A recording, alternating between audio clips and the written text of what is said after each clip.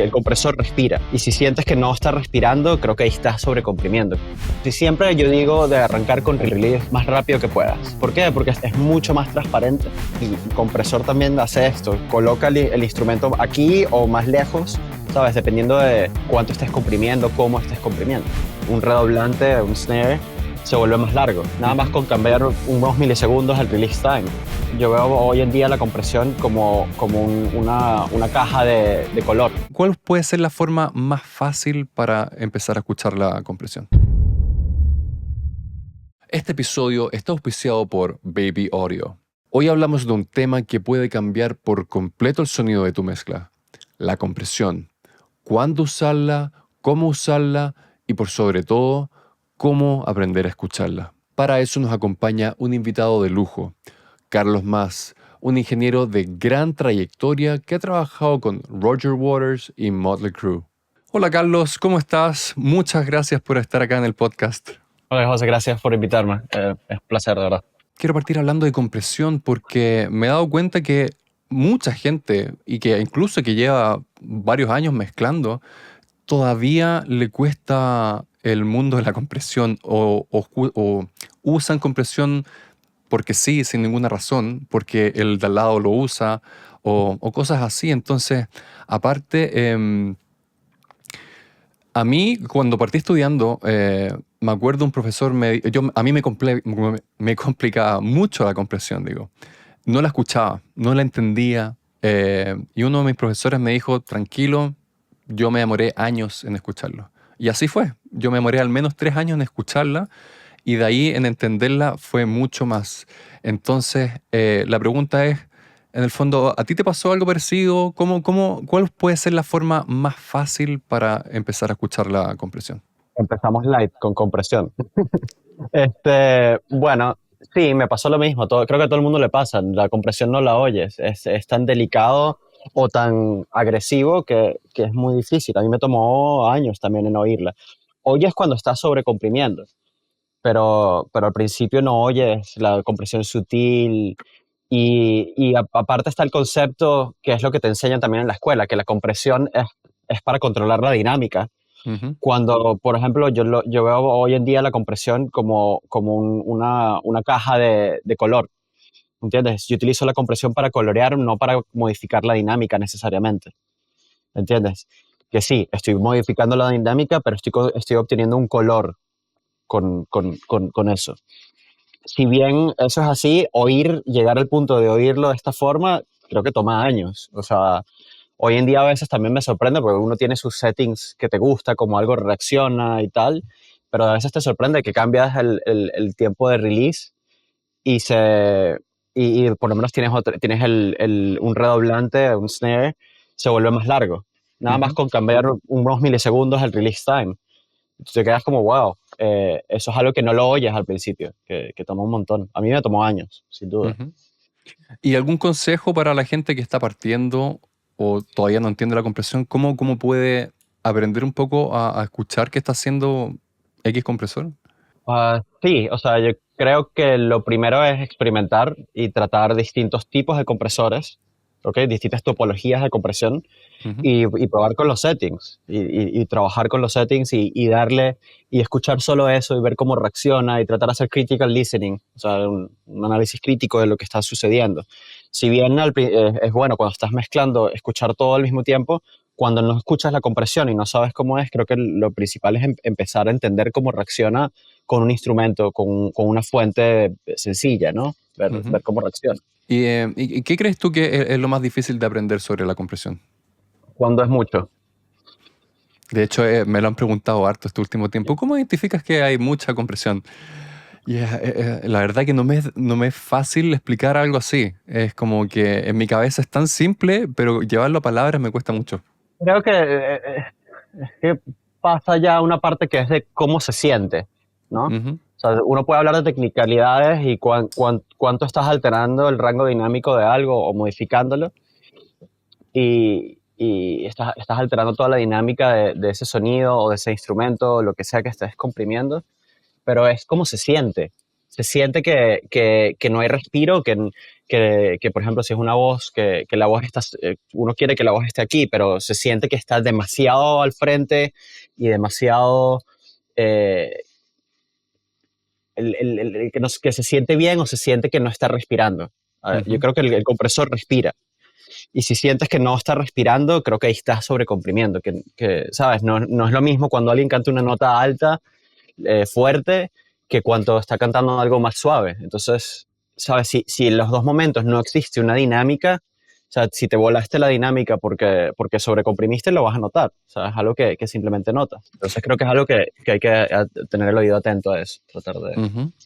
Yo siento, por lo menos mi experiencia, es que setear el ataque, yo creo que es muy fácil. O sea, es más fácil para el oído identificar el ataque o que decir acá, ok, perfecto, pero el release es lo que siempre creo que le cuesta más a la gente. ¿Cómo poder setear mejor un release?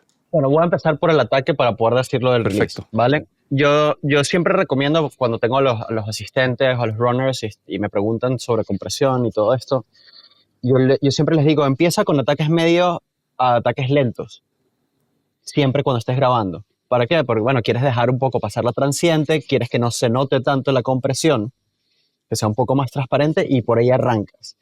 Y ya después empiezas a jugar con el release. Empiezas a arrancar con eso y siempre yo digo de arrancar con release rápido. El release más rápido que puedas. ¿Por qué? Porque Ujú, esta creo que si vas a un setting clásico que es el ataque súper lento y el release súper rápido, es mucho más transparente que arrancar con un ataque rápido y un release rápido, porque te va a atacar todo y vas a escuchar el pump del compresor. Entonces creo que es ¿cómo se dice? Un rule of thumb, claro. sí, No como sé. una buena forma de comenzar un setting de compresión, digamos una voz o cualquier instrumento, es un ataque medio a lento y un release rápido.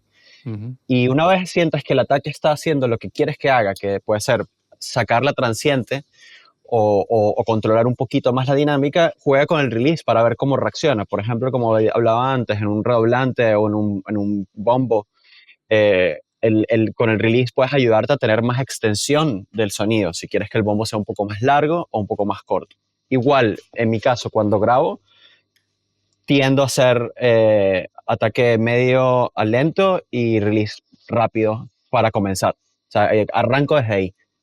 O sea, ujú. siempre. ¿Has probado los plugins de Baby Audio? Están diseñados para inspirar creatividad y mejorar tu experiencia en la producción musical. Desde Crystalline, un reverb ultra limpio y sin artefactos metálicos, hasta Spaced Out, una estación híbrida de reverb y delay con más de 50 efectos para crear sonidos envolventes y etéreos. Baby Audio te da herramientas para transformar tu sonido y ahora puedes tener un descuento exclusivo en todos sus plugins. Solo usa el código AGARTHA15 al momento de comprar. No dejes pasar esta oportunidad, solo haz clic en el link que te dejé en la descripción del video y lleva tu música al próximo nivel. Perfecto, hablaste también de que usabas los compresores por el color.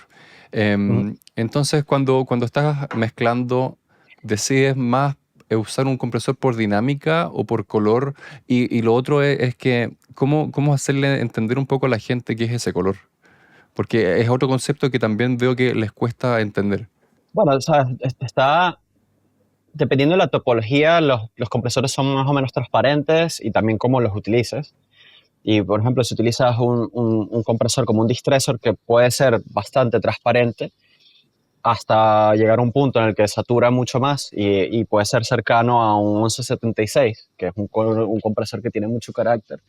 O sea, escuchas, tiene como grano. Yo siempre Ujú, explico que lo que hacemos es como la fotografía. ¿Sabes? Tú puedes tomar una foto con film y en blanco y negro y tienes mayor saturación, tienes mayor grano y es algo parecido. Un 1176 vas a escuchar un poco el grano y parte de ese grano es lo que uno está acostumbrado a escuchar en los discos que nos gustan. Porque tú escuchas cualquier disco grande, famoso que creciste escuchando y seguro hay un 1176, seguro. O sea, es tan clásico que es lo más pedido que tienes para comenzar una cadena de voz, por ejemplo, o un bajo. ujú.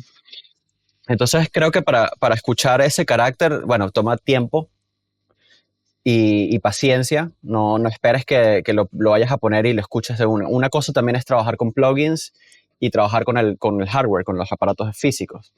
Creo que los aparatos, el hardware es mucho más forgiving, es como más, eh, te perdona un poco más. O sea, puedes Ujú, comprimir un poco más y se escucha menos. No es que esté menos comprimido, pero suena menos eh, como, como que la compresión satura menos, como que se siente menos atrapado, como clustered, ujú, ¿verdad? Entonces, bueno, si tienes la oportunidad de trabajar con hardware, creo que aparte de mover las perillas, la parte física te ayuda un poco como a sentir qué es lo que está haciendo el aparato y sentir cómo está colorando también, cómo está haciendo la coloración de eso. Entonces, bueno, creo que lo importante, si el caso de la persona es que está utilizando plugins, pues tratar de buscar emulaciones que tengan distintas tipologías, desde un compresor súper limpio, que sea un VCA o algo así, hasta un FET o un Body Moo o cualquier tipo un Fairchild, que a lo mejor puedes comprimir bastante y tiene como un color bonito. ujú, O puede ser una compresión súper sutil, pero tienes la coloración de los tubos, ¿no? Y eso digo, prende y apaga el plugin. Simplemente prende y apágalo sin estar comprimiendo.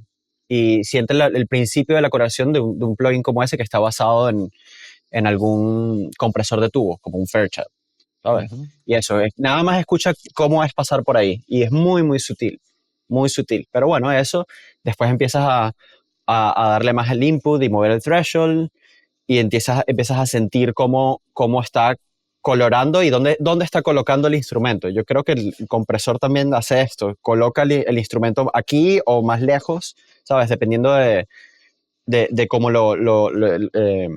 cuánto estés comprimiendo, cómo estés comprimiendo. Entonces ahí vas a sentir, creo que el color del compresor cuando ves cómo viene hacia adelante, ¿sabes? Qué interesante eso, sorry que te interrumpa.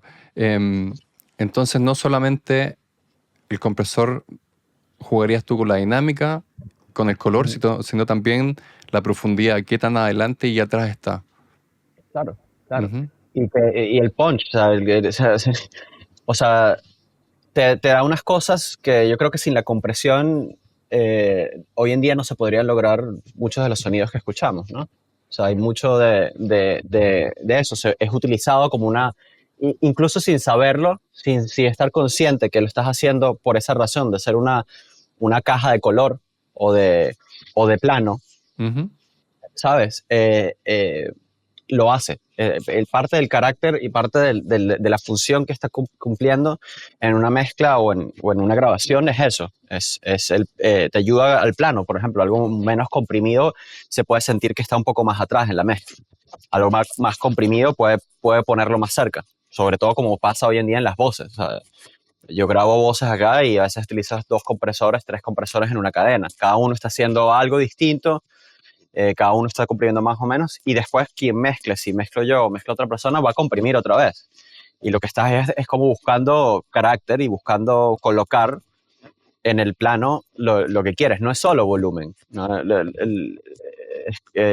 sea, hay compresores que pueden hacer que algo suene más brillante, porque estás comprimiendo las frecuencias altas, las Ujú. golpeas y sale hacia adelante. Entonces, bueno, un compresor puede jugar con todas esas cosas, ¿no? Entonces estabas diciendo que había veces que comprimes con dos o tres compresores en serie, en el fondo. Ese es otro Ujú. concepto que a mucha gente le cuesta entender. ¿Por qué comprimir con más de una vez? Ok. ¿Por qué comprimir más de una vez?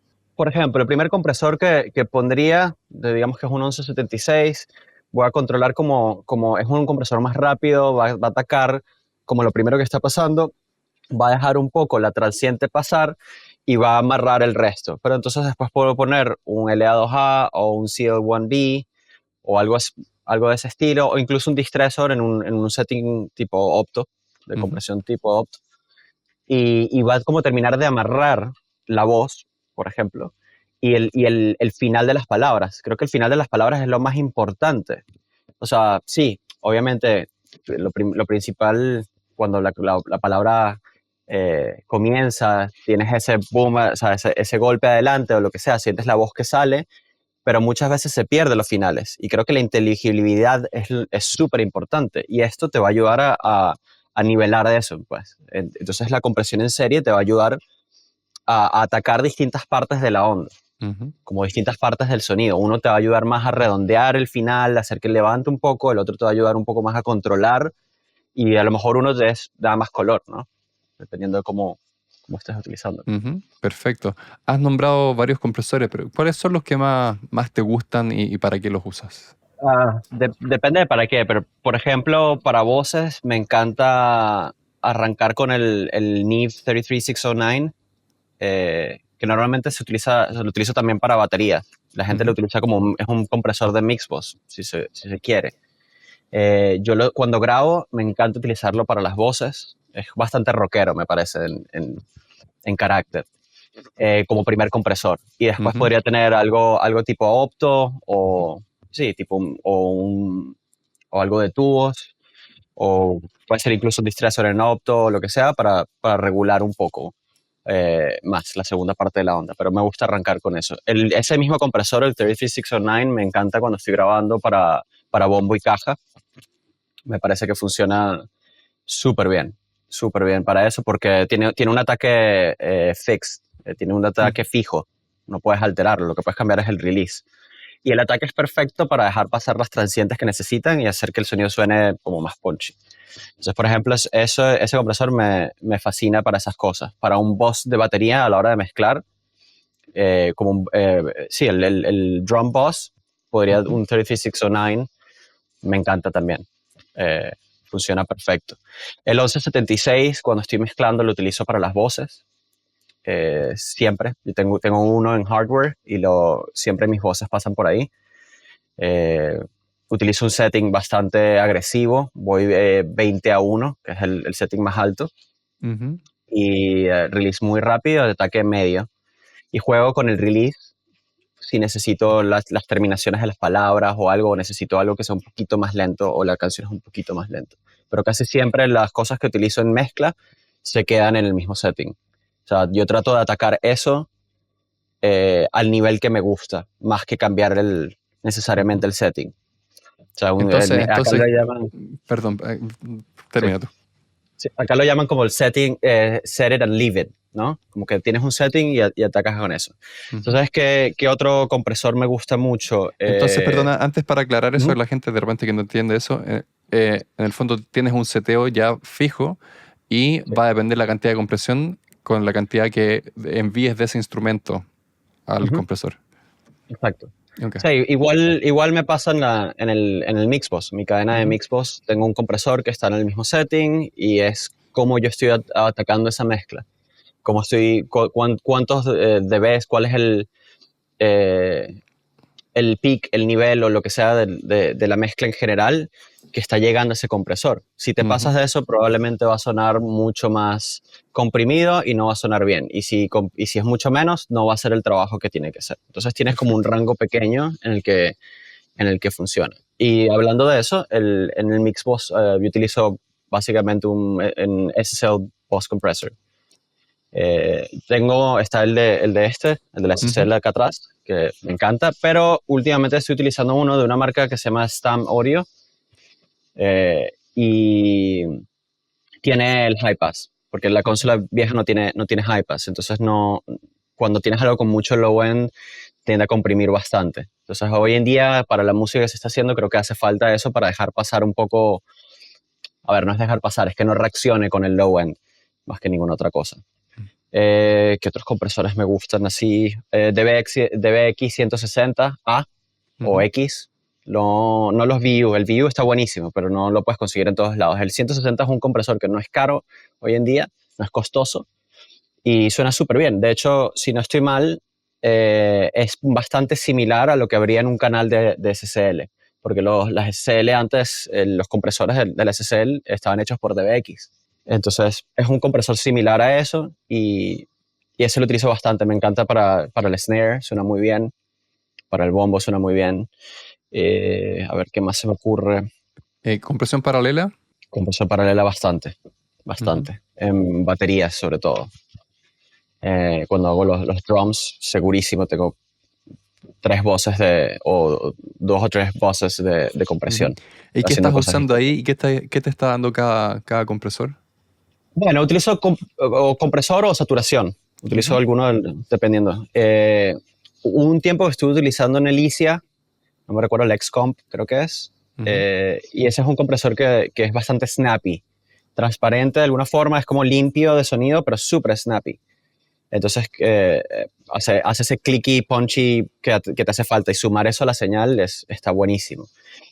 Últimamente un 1176, estoy poniendo un 1176 eh, como all buttons in, con ujú. el setting con los 4 botones apretados al mismo tiempo, ataque lento, release rápido, y vas mandando la señal hasta que comprima lo que quieres y sumas eso con la batería en general. Normalmente mando nada más los tambores Ujú, a los paralelos, no mando platillos porque si no se vuelve,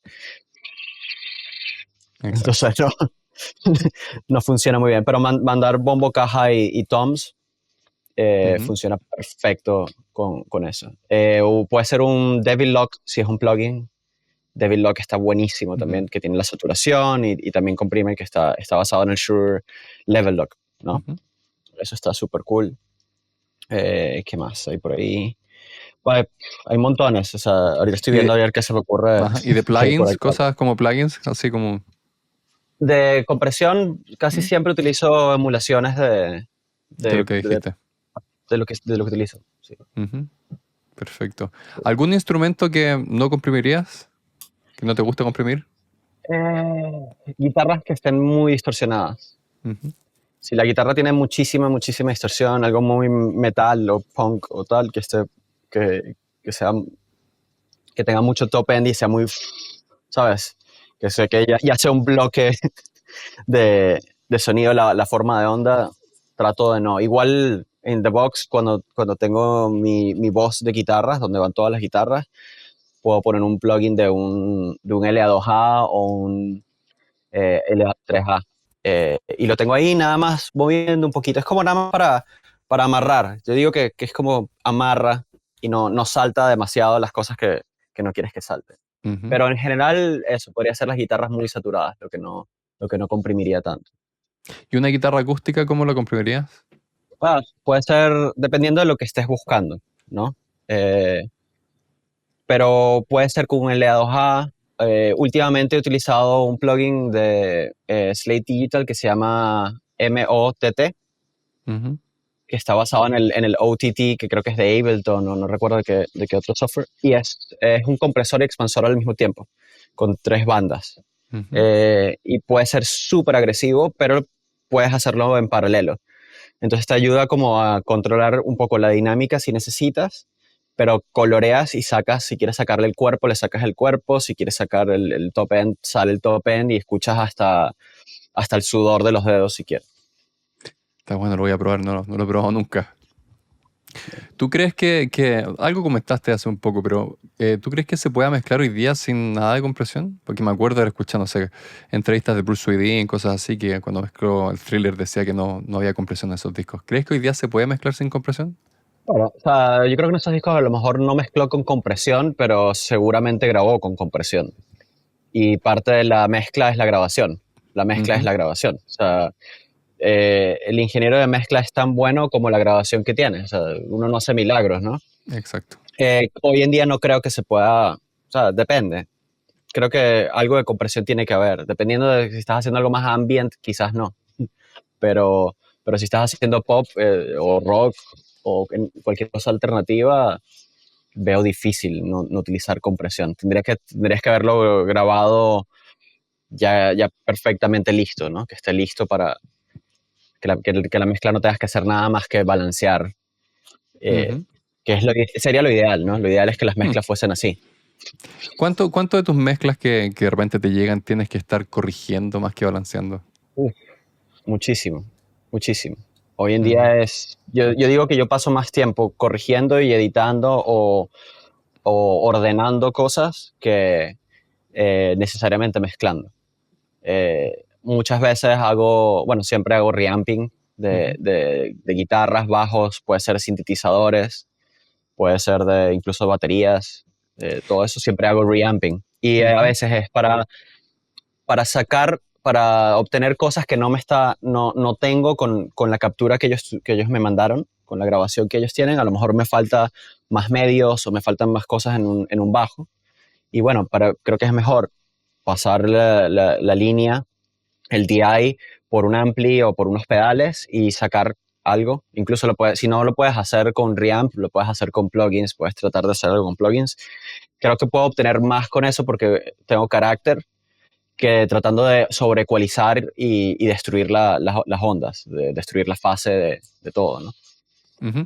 Y cuando estás reamplificando, sobre todo las guitarras, ¿reamplificas, o sea, te llega una línea directa también o estás reamplificando el sonido que llega grabado? Puede ser cualquiera de las dos. Si te hago la línea directa, perfecto, es súper fácil. E incluso Ujú, no tienes que tener un amplificador. Muchas veces reamplifico tengo mis pedales, yo tengo un rack con todas mis cosas y tengo varios pedales y tengo un Line 6 HX Stomp que es ujú. un modelador de amplificadores que suena, me parece increíble. Y a veces lo paso por ahí. Si estoy acá en el estudio y tengo tiempo, pues sí, lo paso por un amplificador o por pedales nada más. A veces nada más es pasarlo por pedales. Y si tienes una señal ya grabada de un amplificador, no pasa absolutamente nada si lo pasas por pedales. O sea, no hay ningún problema con eso. Me parece que Ujú, sí, depende de lo que estés buscando. Por ejemplo, un truco que me gusta, truco, no hay trucos, pero como algo que he hecho muchas veces que me gusta el resultado es pasar las guitarras por un tube screamer, guitarras que ya estén grabadas. Obviamente siempre pendiente de la fase y, y voltearla si lo necesitas, porque puede ser que por el proceso del pedal alteres la fase y se cancele. Pero poner esa guitarra en paralelo con un Tube Screamer te va a dar un mid-range que va a cortar en la mezcla sin necesidad de hacer un montón de ecualización. ujú. Igual con un SunSamp, puedes utilizar un SunSamp en plugin o en pedal y hacer algo parecido. Te va a ayudar y va a ser mucho más amable con la onda que hacer 15 dB no sé, 800 Hz o algo así Ujú, para poder tratar de sacar la guitarra adelante. seguro. Cambiando un poquito de tema, has trabajado en muchas partes del mundo, Venezuela, Argentina, Estados Unidos, ahora en Inglaterra. ¿Cuáles son las mayores diferencias en cómo se hacen discos en estos diferentes países? ¿Cómo se graba? ¿Hay alguna diferencia? Creo que hay algunas diferencias. Creo que la industria afecta también cómo las cosas funcionan y creo que en Ujú, Latinoamérica, dependiendo de donde estés, hay más o menos industria. Hay países que no tienen una industria discográfica o una industria de grabación como la hay acá o en Estados Unidos. Creo que los más fuertes en Latinoamérica, y estoy hablando de la música alternativa, sería México y Argentina, ¿no? ujú. Creo que sí, creo que son los lugares que tienen una industria más fuerte de ese tipo de música. Si después ya vas al urbano, hay otros países, yo no tengo ni idea, tampoco lo sigo mucho. Pero creo que en Latinoamérica hay una influencia americana notable, una influencia de Estados Unidos en la forma de grabar un poco. Eh, Creo que en Latinoamérica somos, o por lo menos yo era también, más cuidadoso. Y no cuidadoso en el sentido de que no tengo cuidado acá o la gente acá no tiene cuidado como graba, sino como que comprimes menos y se hace mucho de eh, no printear. Perdón, es que estoy traduciendo a veces. Está perfecto, no te No, preocupes. print, ¿Cómo te no, saca? no, Imprimir no o grabar. imprimir o grabar, exacto. No imprimir o grabar la compresión o ecualización. O sea, se graba a veces muy limpio. Y siento que en otros países, en Estados Unidos a lo mejor, o acá sobre todo, se trata de grabar como, mira, lo más listo posible, ¿no? Como ecualizado, comprimido. Ujú, eh, ¿Sabes? El famoso commit, ¿sabes? Te tienes que comprometer con lo que estás haciendo. Porque si no, eso después desencadena en el problema de que tienes demasiadas opciones a la hora de mezclar y no sabes qué hacer. Entonces, creo sí. que la mentalidad es distinta. Entonces, sí, Ujú, siento que cada lugar suena distinto de alguna forma, hoy en día con la globalización de la música, creo que es menos eh, notorio Ujú, en cuanto a eso, pero sí, sí, Buenos Aires se grababa distinto de como grababa en Venezuela. Buenos Aires y creo que printeábamos mucho más, nos enfocábamos bastante en eso, en la compresión, en la ecualización, que todo estuviese printeado, ¿no? Grababas ya de uno así. En Venezuela grabé mucho en lo que tratar de mantenerlo limpio y después lo trabajabas, ¿no? ujú. En Estados Unidos igual, súper comprimido todo, así, y los speakers a 11 a lo más que daban, que es súper difícil trabajar así, Ujú. pero sí. Y la diferencia en el fondo entre Estados Unidos e Inglaterra? Creo que acá eh, hay como más color, o sea, hay como, la gente dice vibe, pero odio Ujú, utilizar ese término, pero como que se busca que tenga actitud las cosas, que tengan como carácter y jugar con eso, y comprimir, y no, la gente no tiene miedo con los efectos, ¿sabes? Acá hay muchos delays, muchos reverbs y cosas que los tiran y creas layers y cosas, que está buenísimo. Siento que Estados Unidos es un poco, sobre todo Los Ángeles, vamos a llamarlo como el tipo de sonido de Los Ángeles, es como mucho más limpio. ujú, Todo es súper limpio, muy punchy, todo está aquí en la cara, un poco hollow en el medio, pero así grande y agresivo y tal, de esa forma. Acá puede ser agresivo, pero hay mucho color, mucho carácter, ujú. las baterías suenan como un poco más naturales, pero al mismo tiempo pueden estar súper procesadas. Entonces es una visión un poco rara, Ujú. pero sí. Yo creo que va súper de la mano de cómo son Sí. cada, no sé, sociedad o como yo. Porque mientras me estás describiendo todo esto, como que se me vienen a la cabeza todos los programas de humor que a mí me gustan, por lo menos de Inglaterra, y la diferencia que tienen con los programas mismos de humor de Estados Unidos. Ujú. Entonces eso como que se me viene Sí, a la totalmente, cabeza. totalmente, es así. Ujú. Sí, también habías dicho algo lo que más veo acá y lo que más odio es no comprometerse. Eh, y la palabra en el fondo que se me venía a la cabeza, que siempre escucho, es el por si acaso. Oh, grabemos esto por si acaso. ¿Por si acaso qué? Odio eso, lo odio. Si está Pero aquí, bueno, está ahí, ya. Y si exacto. sobrecomprimiste y vive con eso. O sea, aprende, a lo mejor es un súper buen ejercicio que cómo sacas una mezcla adelante cuando algo está mal. Bueno, Ujú. eso el 90% de las veces el escenario de mezcla no es perfecto. Siempre hay algo que no está perfecto. Está- Entonces tienes y que por ver cómo lidiar eso, con eso.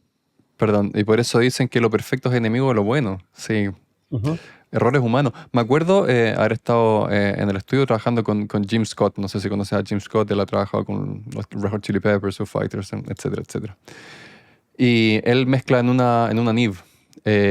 Y a él no le gusta hacer correcciones de mezcla. En esa época, esto fue el 2016 o por ahí.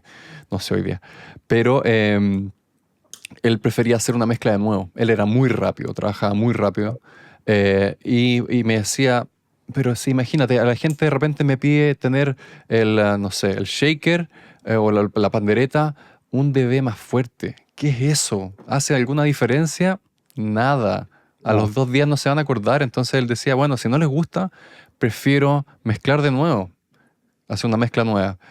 Pero, A veces creo que no, perdón, a veces creo que no, la gente no se da cuenta con las correcciones, como hoy en día, sabes, trabajas in the box tanto ujú, y de repente pides una corrección para un mes después o más tiempo, la gente no entiende el trabajo que implica, porque, bueno, abres el software y todo sale, ujú, sabes, todo está listo, está todo arreglado y simplemente es corregir algo. Yo, por ejemplo, trabajo híbrido, entonces para mí no es nada más abrir Pro Tools y ya, o sea, yo tengo que abrir, ver que todo esté llegando a los mismos niveles y hacer match de la mezcla con lo que está saliendo. Si estoy mezclando acá o estoy mezclando en mi estudio, tengo que ver que todo esté match a esa mezcla y después ir a hacer una corrección. ¿Y en qué va a cambiar la pandereta si está 15, si está un poquito más duro nada. que antes? Nada, no te va a cambiar, la canción no va a ser mejor por la pandereta. La canción tiene que ser canción y eso es lo que importa. Si Ujú. bien entiendo eso, también el artista al final tiene la última palabra, ¿no? El artista es su canción y él es el que va a tener que vivir, él o ella va a tener que vivir con eso. Exacto. Entonces, bueno, también hay que ayudar en ese aspecto. A veces es más fácil rehacer la mezcla que subirle el volumen a algo. Ujú. Porque a ver, creo que la gente no entiende, o a veces los artistas no entienden, o la gente que no está tan involucrada como nosotros en la ingeniería, que cuando tú mueves una cosa estás alterando todos los otros elementos. Entonces, si alteras una cosa, a lo mejor se te cae el bajo o la voz o afecta. Entonces tienes que remezclar varias cosas para poder hacer que esa pandereta esté un par de veces más alto. Estoy exagerando un poco, pero no. Sí, sí, sí, te entiendo absolutamente.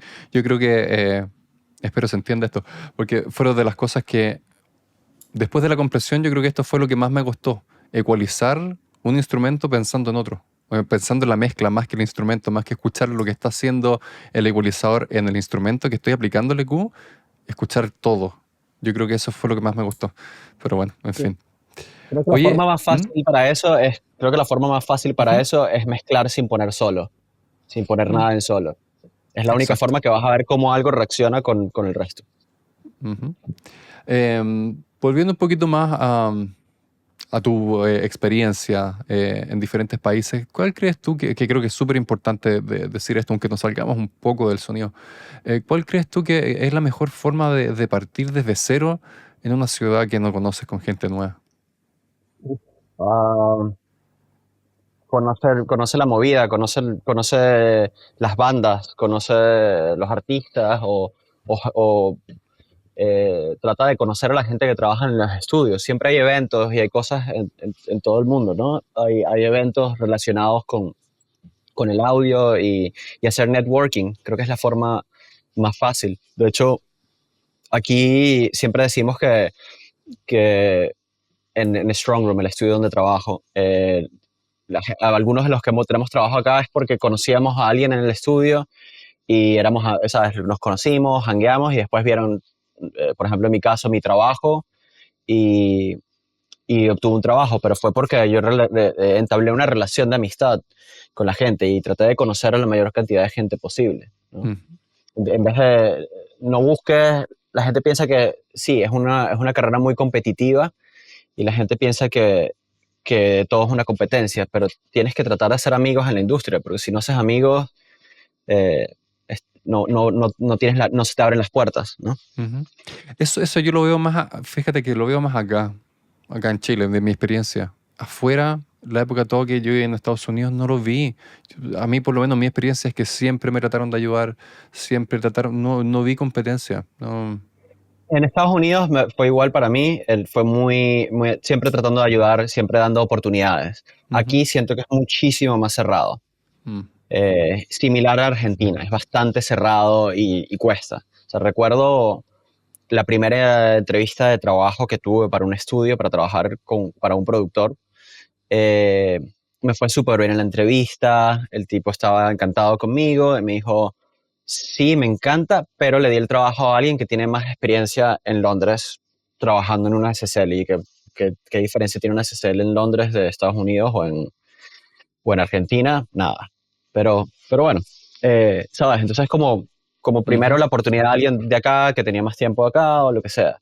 Entonces, aquí es bastante cerrado de esa forma.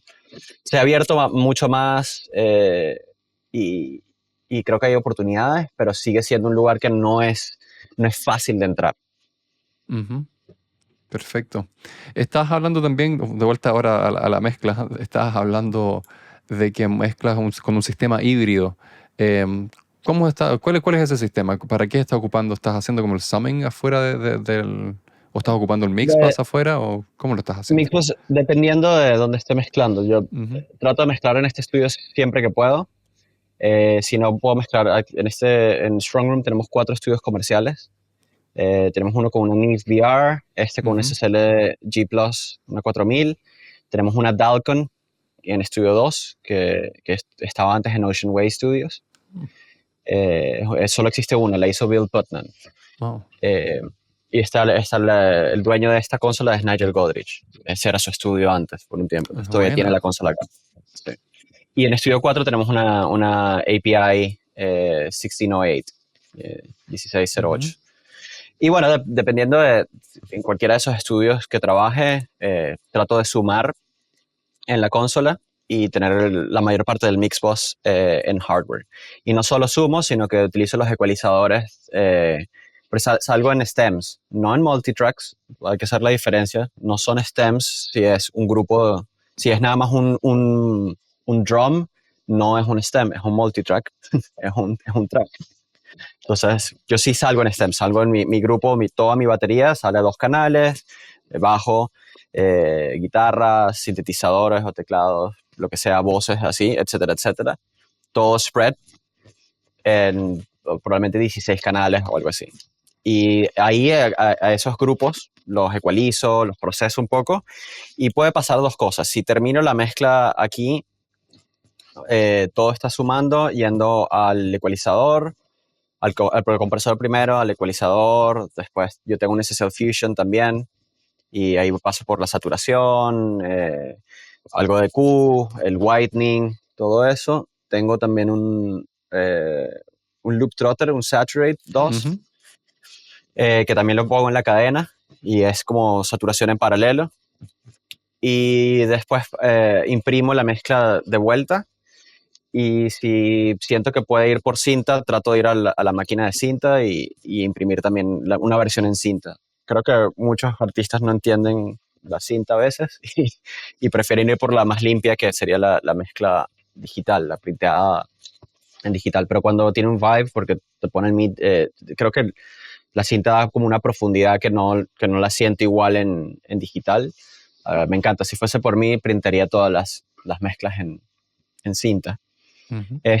Y bueno, eso, mezclo de esa forma. Otra opción, vuelvo a printear los canales individuales. O sea, los procesé en la consola, los pongo de nuevo en la computadora, eh, y termino en casa, en mi estudio. Yo tengo todo mi Mixbox en hardware.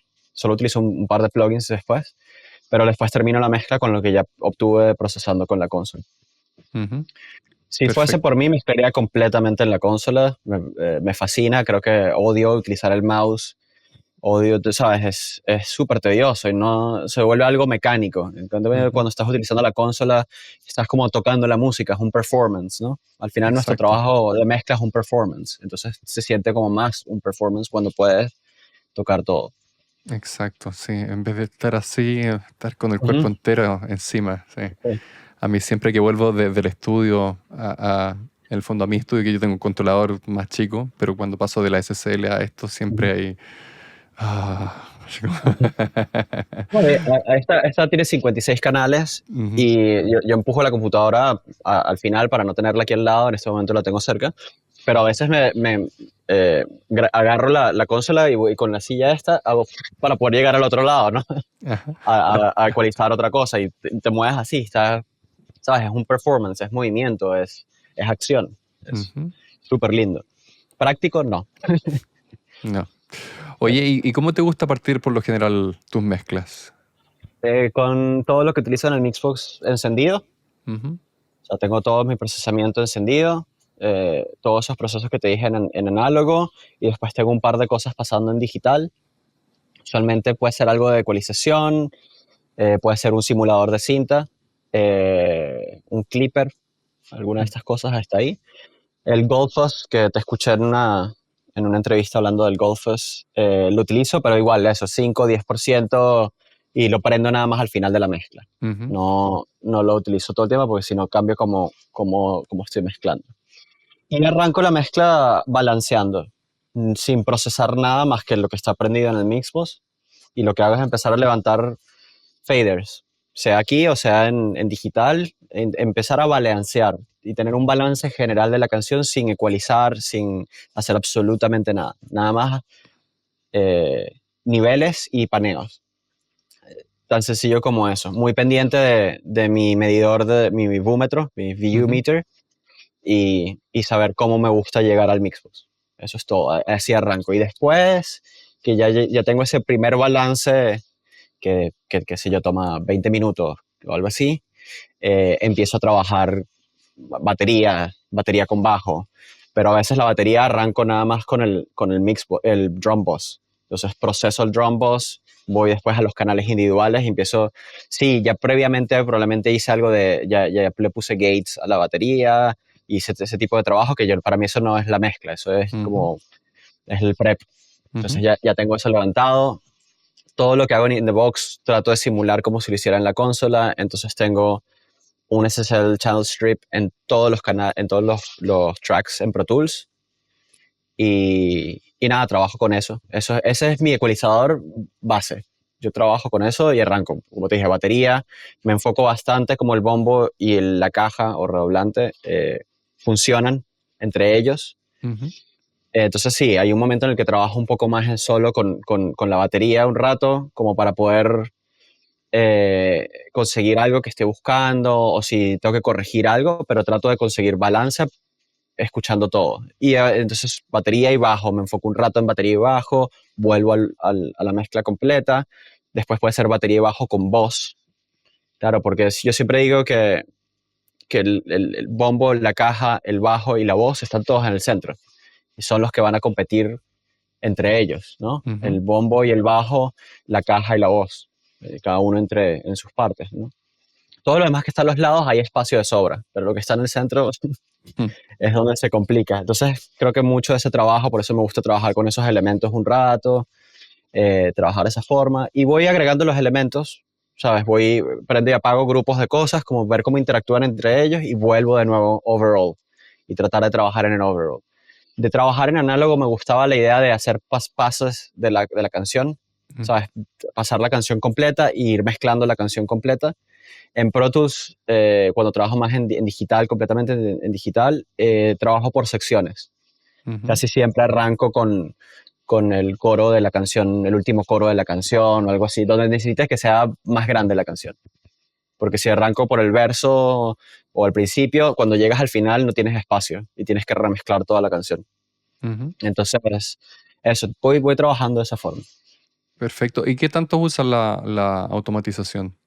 Bastante, o sea, por ejemplo, hay algo que hago mucho que tengo VCAs en la computadora, en el Pro Ujú, Tools, tengo VCAs y esos VCAs controlan mis grupos, drums, bass, guitars, o sea, todo eso, voces, backing vocals, todo controlado por los VCAs. Entonces eso es simulando como en la SSL teniendo los 8 VCA y el octavo VCA controla todos los otros VCA. Entonces con ese hago el writing de la canción. ujú, Entonces hago writing de partes, por ejemplo, del verso al coro, entonces subes, o más bien el verso baja 1.5 dB o algo así para crear ese movimiento, porque con tanta compresión que va a terminar teniendo, tengo que exagerar a veces un poquito las dinámicas, ¿no?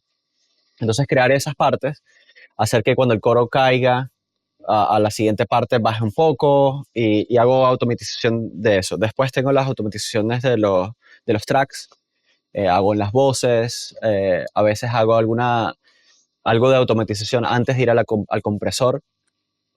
Si veo que necesito, si tiene problemas de dinámica la voz, eh, puedo automatizar antes de ir al compresor para que el compresor trabaje de una forma más óptima y sea menos corrección de dinámica y más color. ujú, Y nada, eso, automatizar las partes, estar seguro que hay inteligibilidad de los instrumentos, las guitarras, los paneos. A mí me gusta compartir efectos por lo general.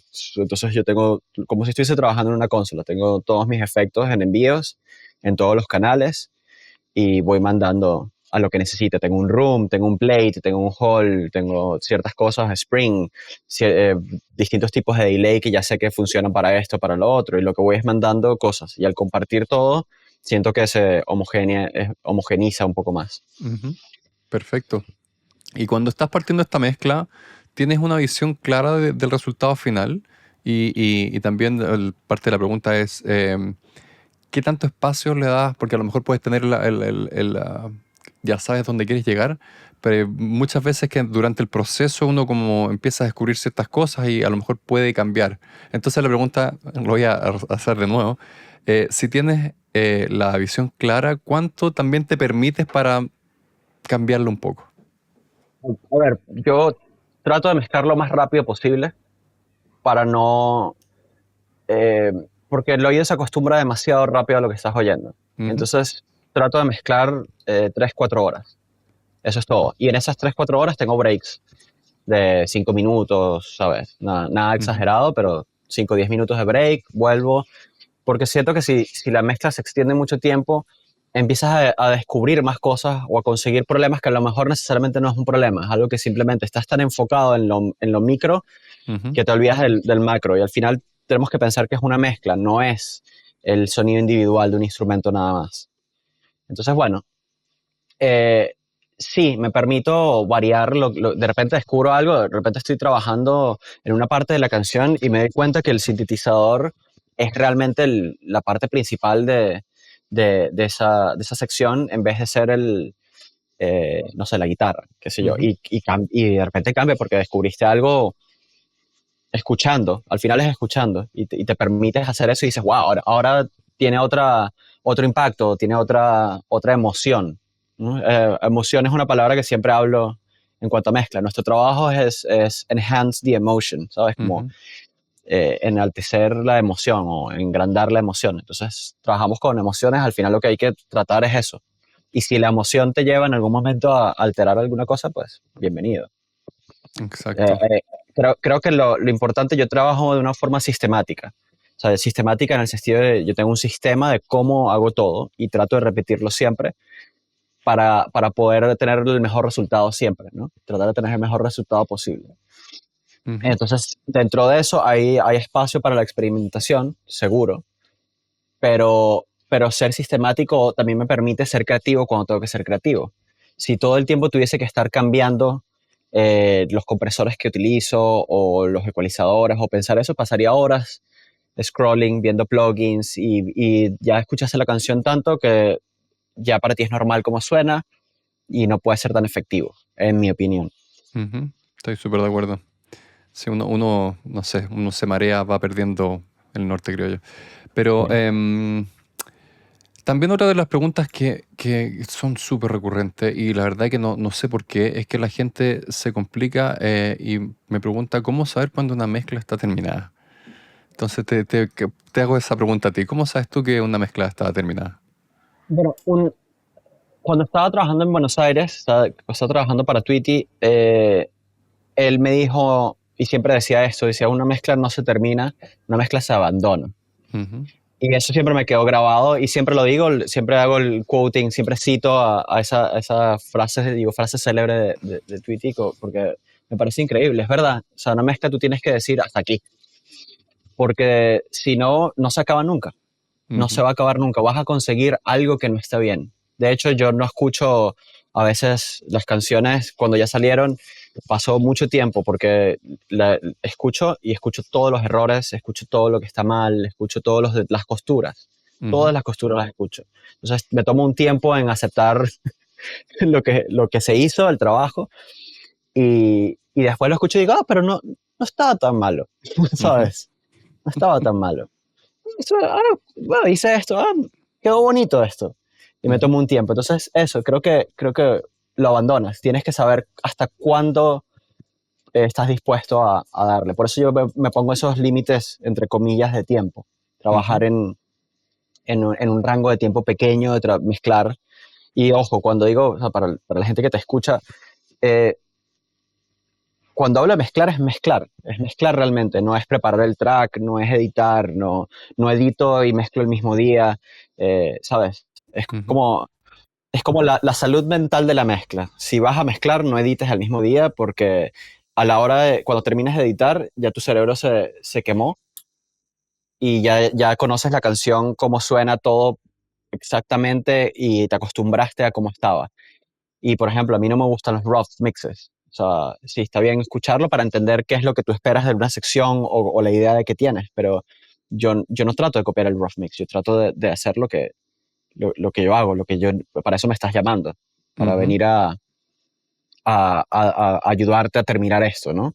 Entonces también eso, como decía, tener un timeline, tener una idea de cuánto tiempo debería tomar y eso, eh, es lo que hago. Entonces, tres, ujú, 4 horas de mezcla, lo dejo así. El día siguiente hago mi propia revisión. O sea, yo digo, tengo el overnight mix, o sea, la mezcla que hice en la noche, y el día siguiente hago el mix one, que es el que mando al cliente.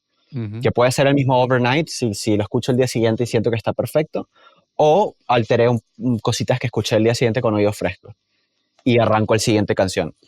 Perfecto, perfecto. Hay una frase a mí que me quedó siempre, así como a ti te quedó la de Twitter, y a mí me quedó una de Dave Pensado. Una vez le Ujú. escuché decir que él hace lo mejor que puede en el tiempo que le dan. Si tiene 8 horas, ok, voy a hacer lo mejor posible acá y listo, fuera. Porque en el fondo uno siempre puede hacer algo más, siempre, siempre, siempre. Y también va a que también te quería preguntar esto, también uno depende mucho del estado de ánimo. Hoy día que me Ujú. siento de cierta forma, el approach a la mezcla es de esta forma, mañana si me siento de otra, voy a hacer otra cosa. Yo por lo menos, no sé.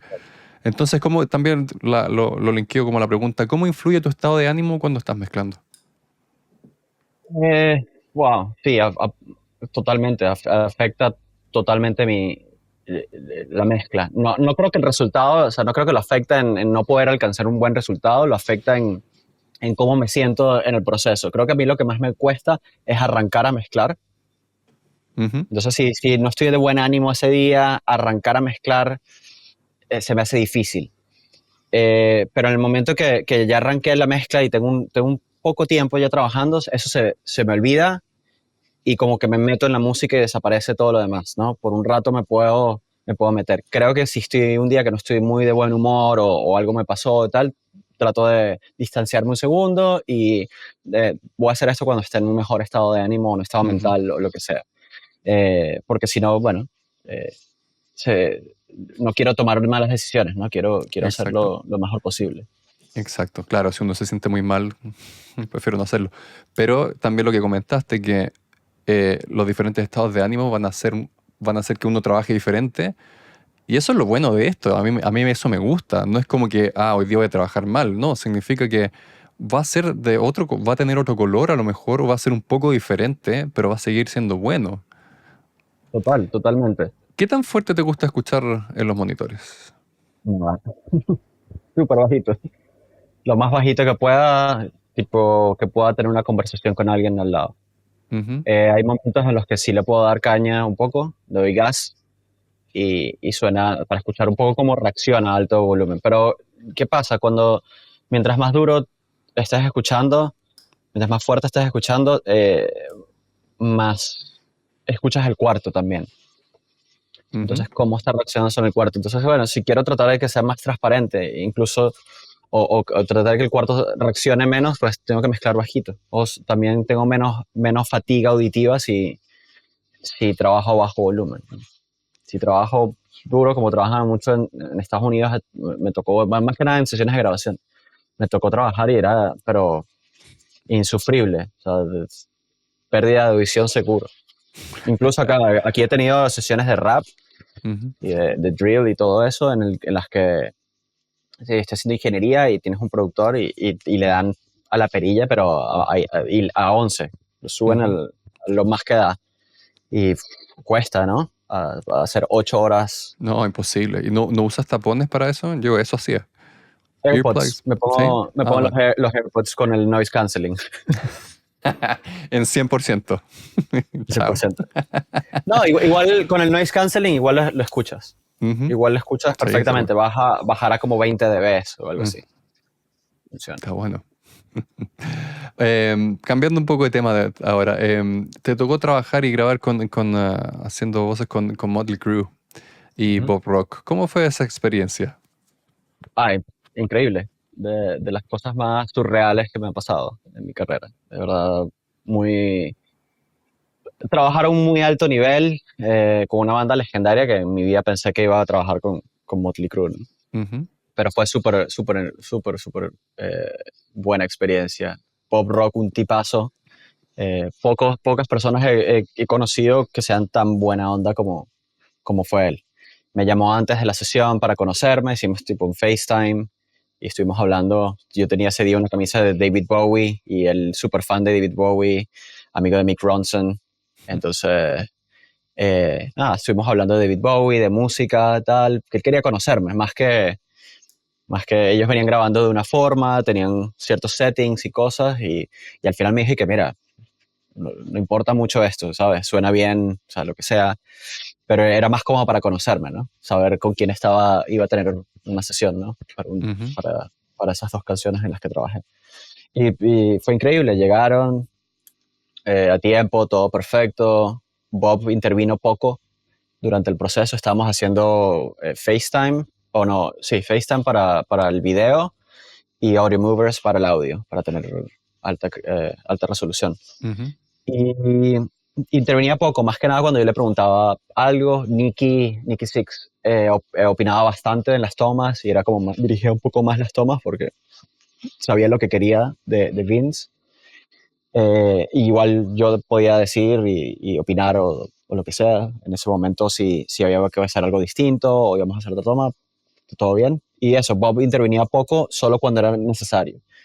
Y hicimos 5 tomas y ya. Súper Ujú. fácil, súper rápido. Buenísimo. ¿Y qué cosas aprendiste de Bob Rock? A Bob Rock, cuando me llegó la sesión de Pro Tools, Ujú. dije, wow. Y los cambios que parece tonto, yo lo hago, pero cuando ves a alguien como Bob Rock hacerlo, dices, está confirmando esas ideas que uno tiene, que tienes cambio de tempo por secciones. Puede ser Ujú. un par de BPMs, ¿sabes? Entonces el coro es un poco más rápido, después vienes a una sección que es como, que, ¿sabes? Como más heavy y, bueno, pones el tempo un poco más lento. Un par de BPMs más lento se siente más pesado aún. Entonces estás trabajando la emoción a partir de algo técnico como alterar un poquito el tempo, ¿no? Ujú. Bueno, lo que hago con las voces con el Neve 33609 se lo saqué a él. Mm. Así grabamos las voces de Vince con un U67 en un 1073 y un 33609. Esa es la cadena. Y de Ujú. verdad es la cadena más rockera que puedes utilizar, es súper rock. Y suena increíble, de verdad. Y ya, así. Le saqué eso, sí, eso, el detalle, el buen gusto de la producción musical como producción musical realmente. ¿Sabes? Las partes, cómo las partes funcionaban en la canción y poder verlo, ¿sabes? No es lo mismo que cuando escuchas la canción ya lista, que cuando tienes el esqueleto ahí y ves lo que está pasando, ¿no? Ujú. Eso estuvo increíble. Me imagino que sí. Mm, Buenísimo. sí, sí. Carlos, muchas gracias por tu tiempo, muchas gracias por estar acá y compartir con nosotros. A ti, fue un placer, de verdad. Vale, muchas gracias.